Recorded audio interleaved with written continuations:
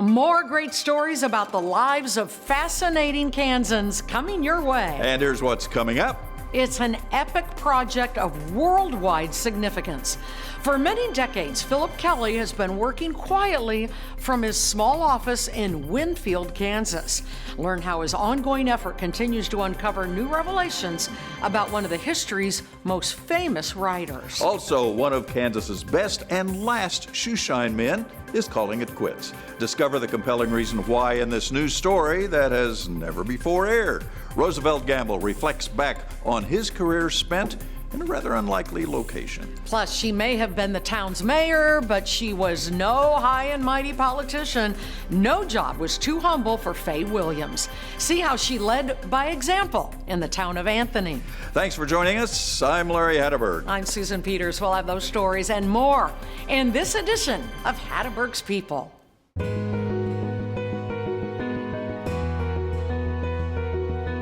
These stories are like old friends. Their lives radiate from the screen like prophets of the past. They were teachers, but not in a classroom. Instead, they taught about life to those around them who cared to listen, and I was their student.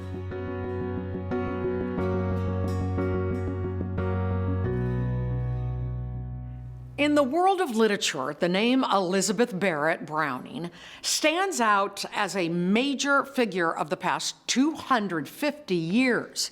You've probably at least heard of her. Yeah, but have you ever heard of Philip Kelly of Winfield? Now, he's the man who has devoted his life to studying hers. How do I love thee? Let me count the ways. I love thee to the depth and breadth and height my soul can reach. Now you recognize her work. Elizabeth Barrett Browning, one of the most famous of the Victorian poets. Her poems and letters have found a home and a friend, not in a world capital, but in the unlikely community of Winfield, Kansas. Here, the world's foremost authority on Robert and Elizabeth Browning is basing his research into their lives. Philip Kelly intends to print every surviving letter of the Brownings in detail so massive that the New York Times called him foolhardy, heroic, or both. I know more about Elizabeth Barrett Browning than her husband did. Primarily, well, he didn't even know when she was born. This is one of the facts that is recorded. Another fact is that in these boxes, Kelly has photocopies of all 12,000 surviving letters of the Brownings. It's taken me 21 years to find all this and get access to it and to get photocopies and get it cataloged and filed. Here's a letter written in 1889, and it's the 89th letter of that year from Robert Browning to a good friend of his in Italy. And here's the photocopy. From 19th century letters to 20th century technology, the Browning correspondence is computerized, dated, and organized. For scholarly research, Kelly and his staff must reveal every detail of the Browning letters so that future scholars will better understand lifestyles of the Victorian era. I love thee freely as men strive for right. I love thee purely as they turn from praise. Well, the Brownings owned, for instance, about 2,500 books in their own personal library. I have about 6% of that library here in this room. Included are personal letters Elizabeth wrote to friends. This Victorian style is called cross-writing and was done to save paper because postage was so expensive. It is the largest collection of Browning in private hands. The bust right here behind me belonged to the Brownings, and it happens to be a bust by Bernini of the Virgin Mary, and they had it in their home. A home in Florence, Italy, Kelly has stayed in many times. His first volumes of the Browning letters received critical acclaim in the New York Times book review section. For Philip Kelly of Winfield, the Brownings are more than just poets. Their letters and Kelly's research is unlocking the secrets of the past for future generations. I love thee with the breath, smile, tears of all my life. And if God choose, I shall but love thee better after death.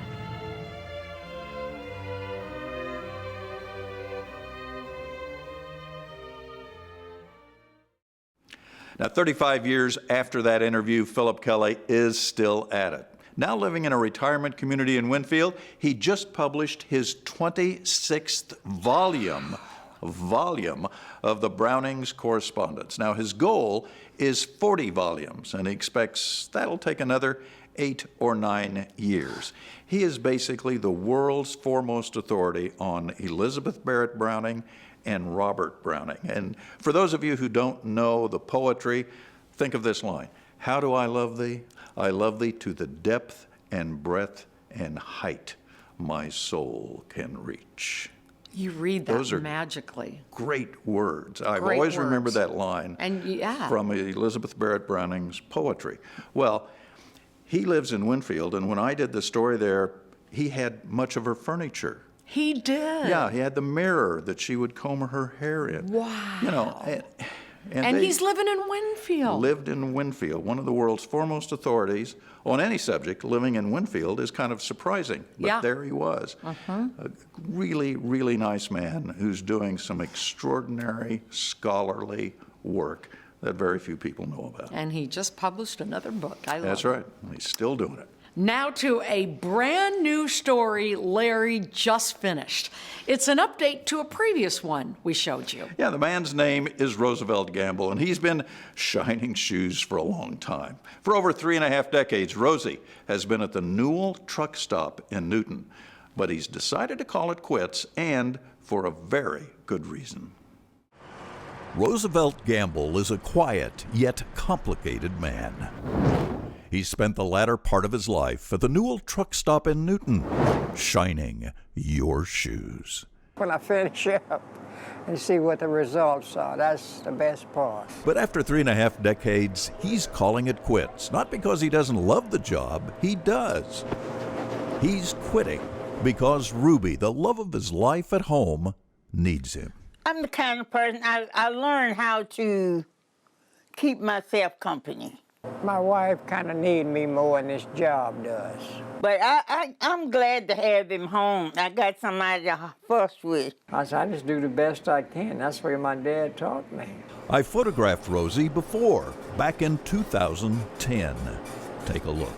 I don't know what else I would do. I really don't. What I enjoy most about shiny shoes. Make some bad look good. As the trucks scatter, and as the melting snow gives a dripping symphony, inside, Roosevelt Gamble does what he is happiest doing: shining shoes. I like this job. I really do. I like doing what I do. The Newell Travel Plaza and Truck Stop, nestled along I-35 on Newton's east side, is a happening place. Trucks from everywhere, going everywhere. That guy we've been looking for. Inside, Rosie, as he's known here, works with the quiet strength of a man who knows what's important in life. You shine them up real nice, then they look almost like new. And I think that make the individual feel a whole lot better when they get his shoes shine. And that's what I like most about it. See, used to a long time ago, they thought a shoe shine person was kind of a low grade type person, you know. You shine your shoes, you not, you know. But I don't look at it like that. I look at it, a job is a job. I realize this is a lost art, but yet and still, I'm gonna go as long as I can. The good Lord will. Plus, I meet a lot of fine people. Where's home? California. California. When they say, that's all you do, shine shoes, I say, yeah, that's all I do, shine shoes. And then they say, you don't do anything else? I told them, no. I said, I'm 71 years old, I say, I don't want to do anything else. That's enough for me. So when the trucks are gone and the customers scarce, Rosie sits in one of his chairs and reads his Bible. Like his old display boots, there is a before and after there, too. I feel like I'm doing what I should be doing when I work. It's a blessing. And now, back in the present, the real blessing now is that Rosie and Ruby can now share a lifetime together. I read, like I say, I read a lot. And he makes sure I have the paper every day. He does most of the shopping, grocery shopping anymore because I don't go out. I can't walk the long distance like I used to. So Rosie left his job at Newell's, retiring after decades of work. And he says he's going to miss it. Could have been, some days could have been worse, some days could have been better, but through it all, you know, I enjoyed it. Now, Rosie knows he'll miss his work, but he also knows he's doing the right thing. Taking care of Ruby will put a new shine on his life, and it will polish their relationship for the rest of their lives. It's so nice when you see somebody who's he loves shining shoes, loved meeting the people, had a great time, and he said, you know, I'm going to miss it. Of course I understand that. Of course he is. But how admirable, how wonderful of him to want to be near his wife and take care of his wife. It's a trait we don't often see anymore. No, we don't. And congratulations to both of them. Yeah. A common complaint about politicians is that they're out of touch with regular people, but that complaint in no way applies to Faye Williams. Now, Faye was the mayor of Anthony, Kansas, but she didn't get there through her wealth and influence. And once elected, she continued to live the kind of humble life and do the kind of humble work that regular folks do.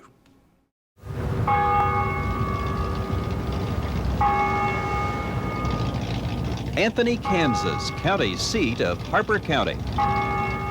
Okay, is there anyone else that wants to ask Alden? Faye Williams, mayor of Anthony, Kansas. I enjoy doing this. I think most people think I'm goofy.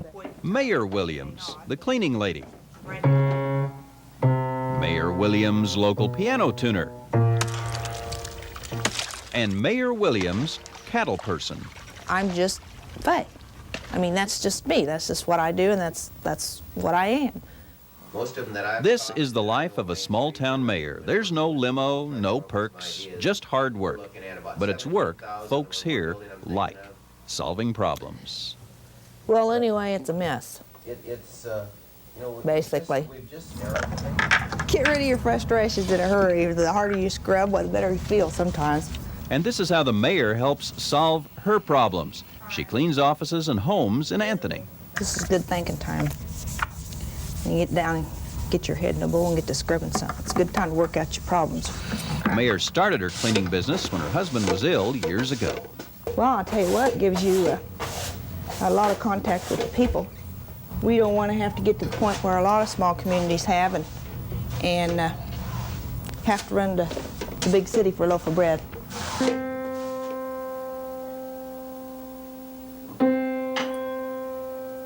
Anthony has 2 piano tuners. The mayor is one of them.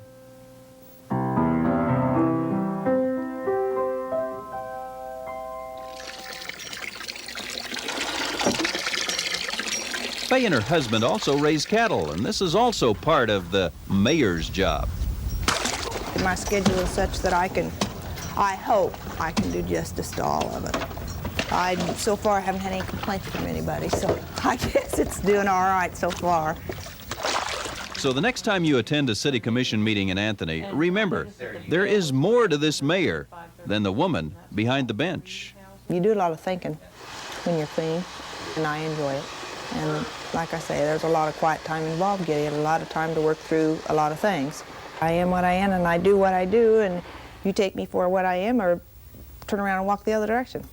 That's just the way it is. Now, more than 3 decades later, Faye's not doing any of those things anymore, but she's doing well. She serves on the committee that oversees Anthony's historic theater while otherwise relaxing and enjoying a well-deserved retirement. But the thing about her is, like many people in a small community, she gave of herself to improve the community, and she's still doing it. It's so cool. Thank you very much. Neat lady. We all had that favorite teacher when we were growing up.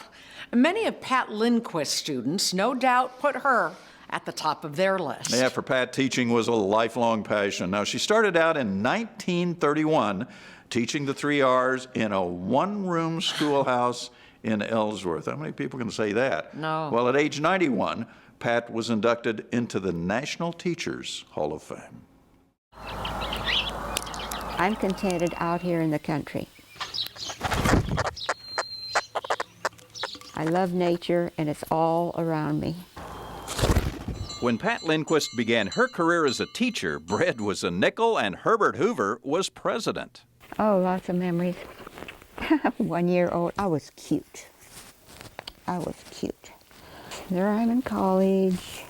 Schools have changed very much. The children do not respect the teachers or the world. For 53 years, Pat taught elementary school in Saline County, and this summer will be inducted into the Kansas Teachers Hall of Fame. And I expect to continue doing it too. I'm not a city person. I do not like to be in a city. I like to be out in the open. You can't see the Smoky Hills through the fog, but there is no fog in this Brookville woman's life. For instance, I planted all these evergreens. I enjoy doing things like that. I enjoy working. But at 91 years old and counting, that's right, 91, you can forget retirement. She still teaches in her church, in 4-H, and is asked to speak in classrooms across the county. The mile that I walk to pick up cans in the ditch, I walk from that corner way down there to that corner and then back. So that gives me 2 miles to walk. 91. Well, so what? Some things age well and hang on. I mow the yard, too. In nature, we celebrate the buds. In life, maturity is marked by ageless splendor. I just love working with children. I love working with people. And finally, check out her freezer. Normally, I put them in a box, like a pizza box. Frozen snakes and birds. Yes. A teacher then, a teacher now, and forever. I'm not always the boss.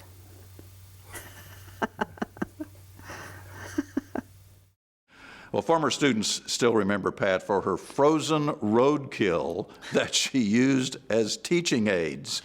She lived to 102. She would find roadkill on the road, and she'd put it in the freezer. Put it in the freezer. Put it in the freezer, and then take it to school and show the kids, you know, anatomy projects and that type kind of thing. And it worked. You know, they loved it. Yeah, of course they did. It was always real. She was always thinking about teaching her kids in a unique and different way. That's great. There's no place on earth like the Kansas Flint Hills. For most of us, it's somewhere to visit.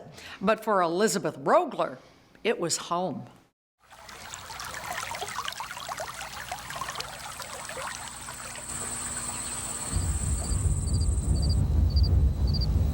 It's really peaceful.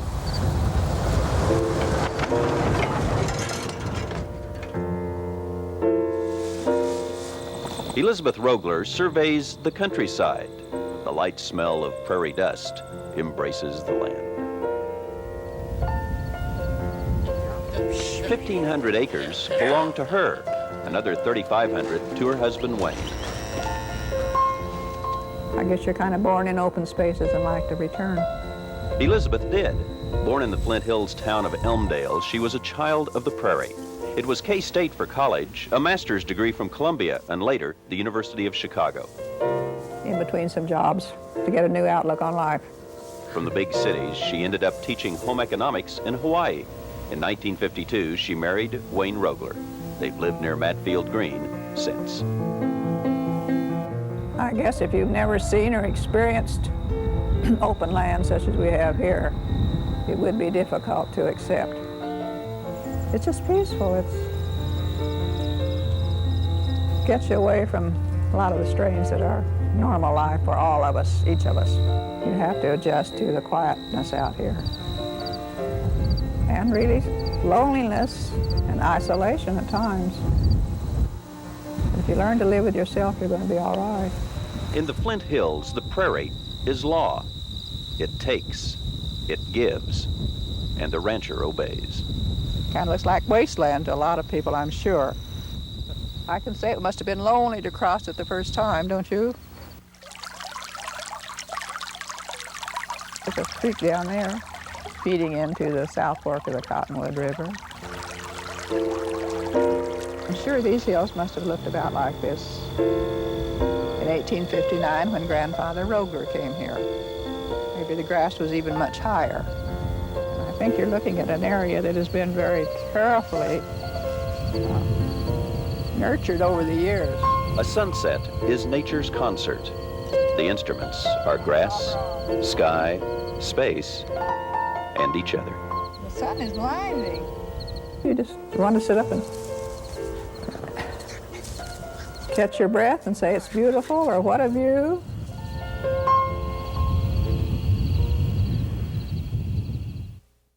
She was an incredible woman. That land was owned by the Rogler family for almost 150 years. In 1993, Elizabeth's husband, Wayne, died, and then 2004, she passed away.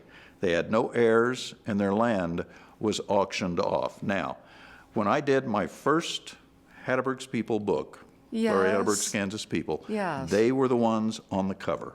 You're kidding. No, they loved the Flint Hills, they loved the land, they loved the blue stem grass. Oh. That was their home, and that's a place they loved to be the most. They were so sweet and so kind and spent a lot of time with me, really teaching me about the Flint Hills, the grasses, the cattle business. And wonderful, wonderful people. You appreciate the Flint Hills I do. till this day. Talks about them a lot. I do. I like to go out there and take still pictures, and it's just fun for me. Just for the heck of it. And it's relaxing. Well, 12 acres of the original Rogler homestead was purchased by a group that formed a nonprofit organization, thank goodness. It's called Pioneer Bluffs, and its mission is to preserve that pristine prairie and teach visitors about the history of the Flint Hills and its ranching legacy. Yeah, conserving that land, preserving that land is so important because there's not much of it left. I It's know. just about a 50-mile swath that runs from the Nebraska border to the Oklahoma border Wow. in Kansas, and it's so important to our history. It really is. Yeah, I'm glad it's being saved. Our last story is a real gem. It's about a Wichita man who saw the big picture and was not about to quit the profession he loved and he was good at. Here's Larry from the year 2000. Well, many people enjoy a fulfilling career, but few keep that career going and going and going. Well, on Hatteberg's People tonight, meet Earl Sayer. At 98, his photography career is still developing. When I pick up a camera, I'm a cameraman. In a small home cluttered with life's collectibles, 98-year-old Earl Sayer doesn't think much about his age. Enough people know me as the old photographer. I say, if you don't remember my name, just remember that. And then I've got one of this lady lawyer that I shot wedding pictures of. You see, Earl is still a professional photographer. Oh, absolutely. Camera is my life. A trade he began in the early 40s, along with his wife, who used to color these old-time pictures. Well, if you've got a hobby or a trade and you can work at it whatsoever, forget how old you are and do it. I don't think how old I am. I just happen to be that old. And just last month, a friend took a home video camera as Earl rose 89 feet in the air to take these pictures of Exploration Place and this unusual shot of downtown Wichita. I am absolutely in control of the camera. I know what I'm going to do and how I'm going to do it, and the camera is a tool. For instance, as of later today, I am going to do a job of the Air Museum in Wichita to send back to northern New York. Well, I'm not special. I'm just another man that knows his trade. Okay, I need the front of the building. In the early years, Earl's work included standard pictures like these, and even one for a dog food company. I'm a professional photographer, and I don't mind telling you so. And I'm master of my trade. Friends keep him busy with work, and this one happens to be my favorite. You're making history. Every time you push a button, 1 minute later it's history. And now the rest of the story. Earl is blind in his right eye and has only 10% vision in his left. No bother, no problem. At 98, he still has too much life to live. Well, You want to take some pictures? that's the way I do a job. and I generally get what I go after. Age isn't important.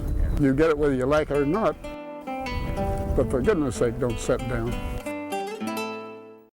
Now, Earl lived for 4 more years, making it to 102. And you know, he lived that long, I think, because he was enjoying what he was doing. He enjoyed his photography, enjoyed his cameras, he had projects, and it made him young. It made him youthful because he loved it so much. And he was doing something. He was creating at age 98, which is incredible. You know, I've noticed a lot of the folks you profile on Hatteberg's people live to be a long, long time. And I think that's the secret, is because they have a project, they have something they're interested in, and they're out in the public and they're interacting with people, and I think that's helps keep you young. I mean, you're young. I'm still interacting, That's right, think. you're still interacting. And you too. Me too. Well, we have run out of film. Remember film? I barely. We need to shut the cameras down and say goodbye. Hatteberg's people, kpts.org, the email address if you have a comment or question. Until next time, I'm Larry Hatteberg, and this is Susan Peters. We're sure glad you could join us. We'll see you again soon.